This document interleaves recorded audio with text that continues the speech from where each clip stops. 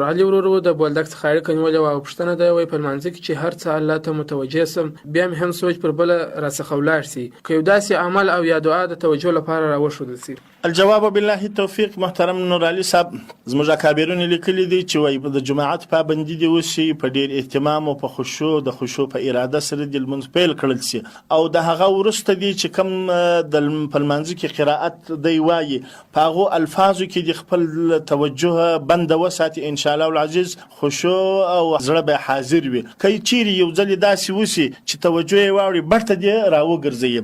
لکه علامه لیدانوي شهید رحمه الله په خپل فتاوا دریم ټوک صفحه 193 کې لیکي په زموږ اکابرین فرمایي چې د دې اسانه طریقه ده چې د لمانځه د شروع کولو څخه مخکې دا سوچ د انسان سره باید چې د ځان سره وکړي چې زه د رب په حضور کې ولاړم، لکه څنګه چې به د قیامت په ورځ د الله په درگاه کې به زما حاضري کېږم داسې اوس ولاړم. بیا هغه لفظونه چې دی الحمدلله او سورت او دا وایي په هغه کې خپل سوچ دی هغه کې اختی که چیرې یو پلا سوچ بلې خواته واوړي برته دی وګرځي نو ان شاء الله العزیز چې دغه معمول وساتي په لمانځه کې به توجه مستحضره سي. والله اعلم بالصواب. تعلیم الاسلام رادیو.